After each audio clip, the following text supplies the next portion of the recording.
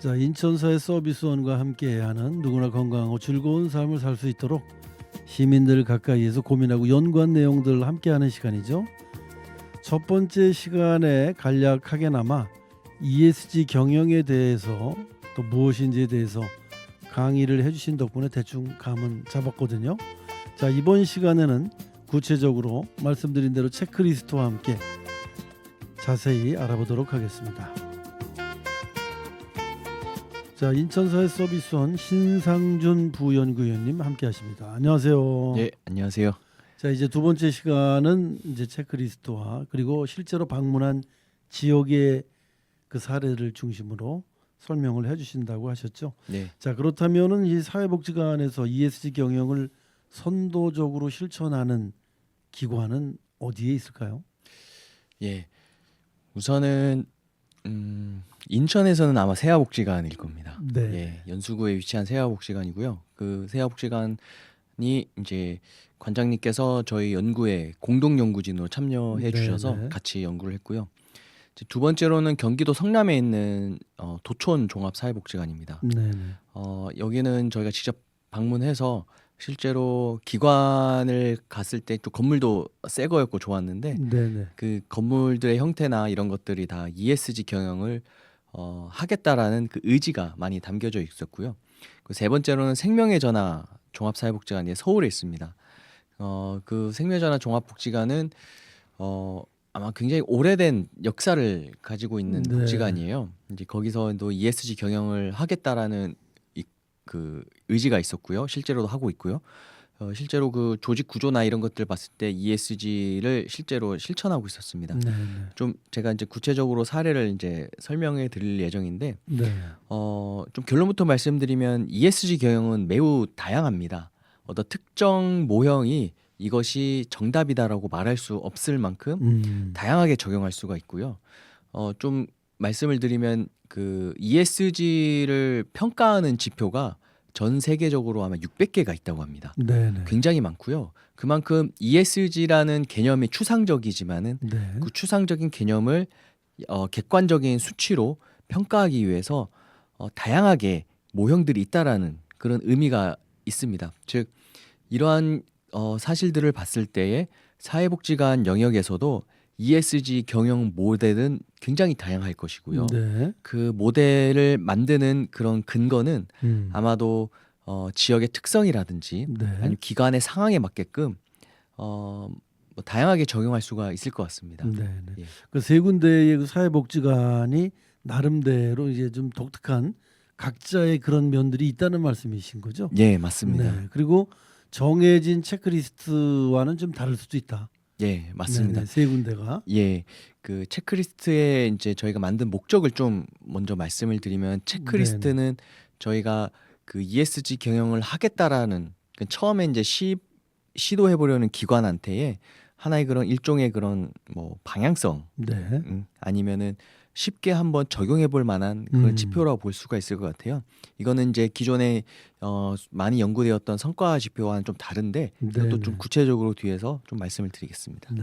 자, 그러면 이제 세 곳을 이제 지금부터 방문을 하는 겁니까? 예, 자, 방문하겠습니다. 어디부터 방문할까요? 일단은 도촌 종합복지관입니다. 네네. 예, 제가 준비한 PPT를 먼저 보시면요. 네. 예, 일단은 앞서 말씀드렸듯이 그 건물이 새 겁니다.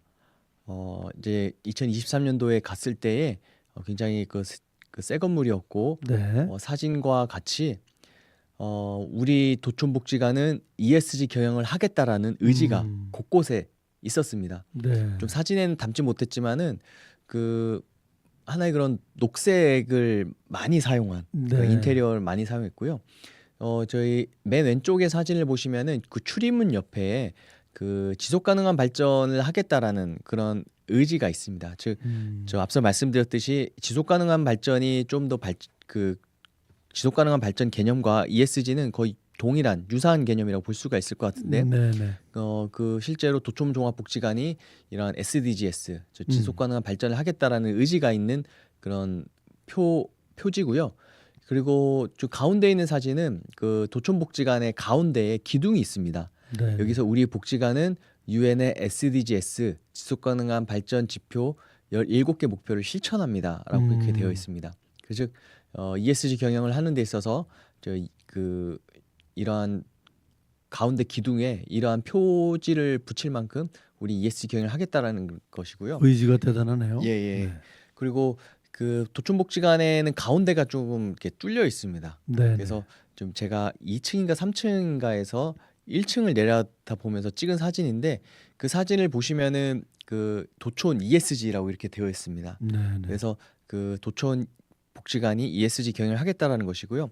그 여기서는 좀 담지 못했지만은 이 관장님께서 굉장히 적극적으로 ESG 경영을 하겠다라고 이렇게 하였고 네. 실제로 방송에 나와서 이 도촌복지관 근처에 지하철역이 있는데 네. 그 역에 가서 직원들이 다 모여서 우리는 ESG 경영을 하겠다라는 그런 세레모니를 좀 했었습니다. 그것이 네. 하나의 그 언론에 좀 나와서 좀 이슈가 되었던 적이 있는데요. 그만큼 ESG 경영이 조금 진심이었던 기관이고요. 네.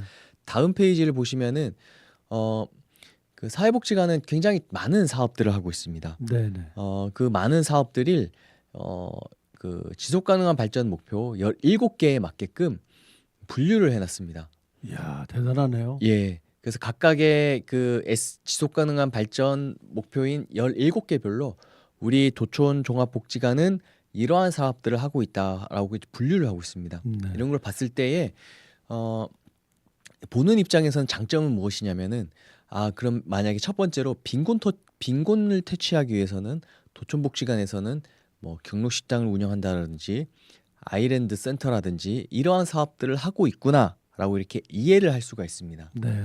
그래서 그 ESG 경영을 한다는 측면에서 그 유엔의 지속 가능한 발전 목표 17개별로 사업들을 분류하는 그런 것들이 있었고요. 이거는 실제로 굉장히 의미 있는 작업이라고 보여집니다.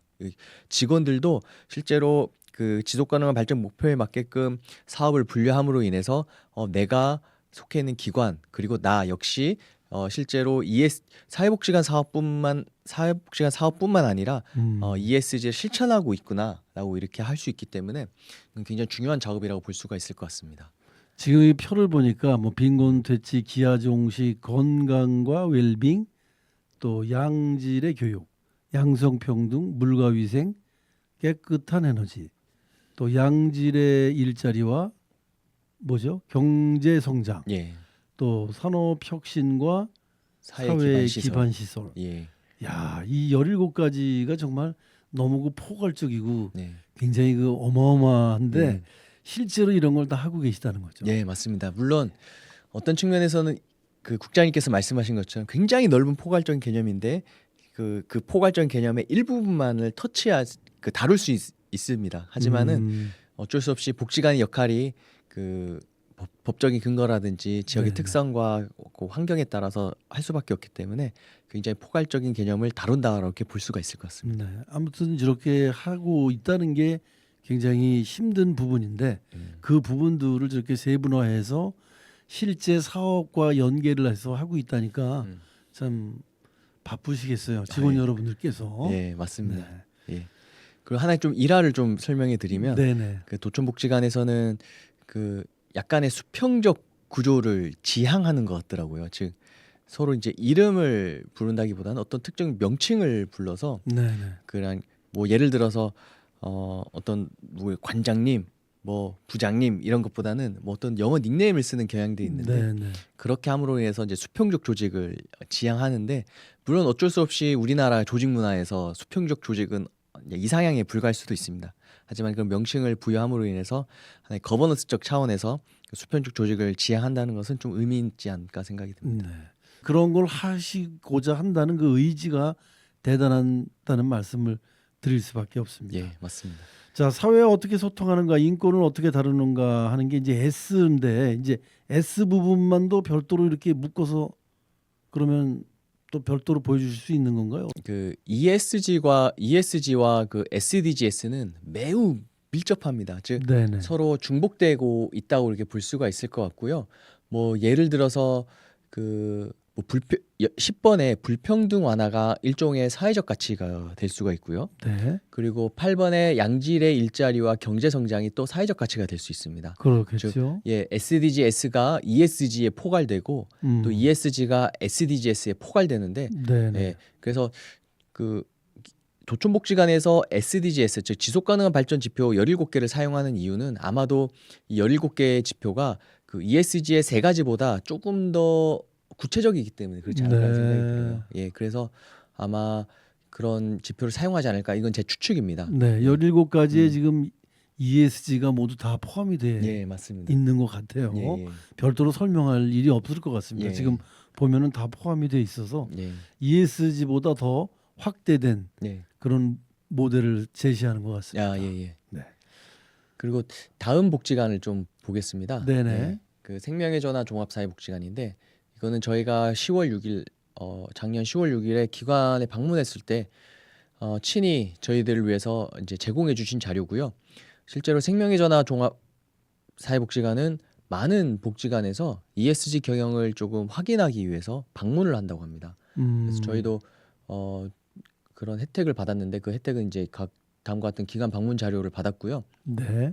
생명의 전화 종합사회복지관은 제가 조금 가장 중점적으로 봤던 거는 ESG 추진위원회를 두는 겁니다. 네. 즉 추진위원회를 두어서 기관에 있는 직원들이 즉 추진위원회에 속해 있는 직원들이 좀 그 위원회에서 자율적으로 결정해서 우리 기관의 ESG 경영의 방향과 네. 그리고 목표 그리고 실제로 할 수 있는 사업들 그리고 직원들이 할 수 있는 방향들을 설정한다는 차원에서 좀 의미 있다고 이제 볼 수가 있을 것 같고요. 그리고 그 ESG 교육을 실제로 구체적으로 하고 있고요. 물론 도촌복지관도 잘 하고 있습니다. 그리고 기관의 ESG 내재화를 위해서 다양한 방식들을 하고 있다는 측면인데요. 제가 앞서 말씀드렸듯이 중점적으로 봤던 부분은 ESG 추진위원회입니다. 실제로도 제가 그 조직 구조나 아니면 추진위원회 하는 것들을 이제 봤을 때에 네네. 실제 그쪽에서 지속적인 논의가 있었던 구조를 제가 확인을 했고요. 네. 다음 PPT를 보시면은 그 ES 추진위원회에 대한 구체적인 내용들을 확인할 수가 있습니다. 이제 도촌복지관 같은 경우는 그 ESG 추진위원회도 있었지만은 약간의 그 관장님의 적극적인 그리고 그 적극적인 의지가 있어서 이제 했던 방향이 있다고 한다면 물론 생명의 전화 종합사회복지관 역시 관장님의 의지가 좀 강했습니다. 다만 추진위원회를 두었다는 건 특징이 있고요.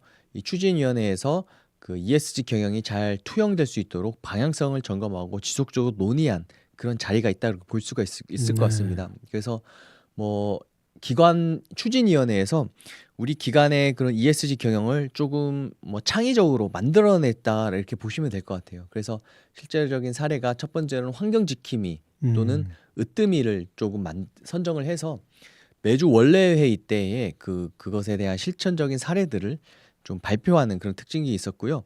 그 팀 내의 ESG 사업을 점검하는 그런 것들이 있었습니다. 이제 세부 사업 계획서에 ESG 구분을 보고 팀 내에서 잘 진행되고 있는지를 확인하는 그런 것들이 있었고요. 그리고 ESG 사업을 실시할 때에 다른 팀의 의견을 듣는 그런 과정도 있었습니다. 즉 ESG 추진위원회의 특성은 좀 유연적으로 우리 기관의 ESG 경영을 만들고 그리고 실천하고 그 점검하고 또 확인하는 그런 일련의 과정들이 있었다 이렇게 볼 수가 있을 것 같습니다. 네. 그 으뜸이를 선정한다는 그게 상당히 좀 독특하네요. 예. 그러니까 동료를 많이 한다는 예. 그런 의미일 수 있고 예. 또 격려도 하고 그 뽑히면은 무슨 어떤 인센티브 같은 게 있는지도 좀 여쭤보셨나요? 아, 그걸 제가 못 여쭤봤네요. 가장 중요한 거일 수도 있는데 네네. 실제로 그 국장님께서 말씀하셨듯이 그 ESG 경영을 한다는 측면에서는 어떻게 보면 직원들 입장에서는 또 다른 업무가 가중되는 겁니다. 네네. 그래서 인센티브를 제가 좀 못 여쭤본 건 있는데 그 인센티브를 좀 제공한다는 그런 차원은 굉장히 중요한 지적이신 것 같습니다. 그러면 예. 열심히 하시는 분들에게 조금이나마 뭐 그게 큰 저 인센티브보다는 격려 차원에서 재미도 있고 예, 맞습니다. 네, 그렇게 하는 의미가 좀 될 것 같은 생각이 듭니다. 예. 그래서 아마 그 으뜸이나 아니면은 뭐 지킴이를 선정한다는 차원에서 매월 이렇게 원래시 발표하면은 그래도 일종의 그런 뭐 인센티브가 뭐 격려를 할 수도 있는 것 같고요. 네네. 그리고 기관 차원에서도 어느 정도의 그런 뭐 재정적이라든지 아니면 상품이라든지 이런 것들 제공할 수 있다는 측면에서 아마 지킴이와 으뜸이를 선정한다면은 그 자체로도 ESG 경영에 좀 중요한 그런 경영이 되지 않을까라는 생각이 듭니다. 나중에 이런 게 모두 책자나 어떤 자료로 발간이 되면 ESG를 하고자 하는 많은 분들에게 굉장히 도움이 되실 것 같아요. 아, 예. 그 제가 오늘의 사례에서는 좀 발표를 하진 않았지만은 네네. 그 제가 ESG 사업 보고서들을 결과 보고서들을 쓴 복지관들을 조금 그 보고서를 본 적이 있었습니다. 네네. 예. 그런 보고서들을 조금 발간을 함으로 인해서 그 기존에 ESG 경영에 관심이 있었던 사회복지 시설, 사회복지관뿐만 아니라 다양한 복지 시설에서도 그 ESG 경영을 아마 실천할 수 있는 보고서가 되지 않을까라는 생각이 들고요. 그렇습니다. 예. 자, 이제 세 번째 장소로 가셔야 되겠죠? 예. 세 번째 장소는 아마 인천에 거주하신다면은 그리고 사회복지관에 좀 관심 있으시다면 다 아시는 복지관일 겁니다. 세화종합사회복지관이고요. 예, 세화종합사회복지관의 관장님께서 저희 그 공동 연구진으로 참여해 주셔서 좀 많은 기여를 해주셨는데 좀 이 복지관 사례를 들어가기 전에 좀 이 연구가 시작된 배경을 좀 더 추가적으로 말씀을 드리면 네네. 저희 기관은 항상 매년 차기 년도에 연구의 수요를 파악을 합니다. 네. 예, 그래서 이 연구 역시 즉 복지관의 ESG 경영 적용 방안 연구 역시 2022년도에 그 연구 수요 조사를 통해서 채택이 된 것이고요.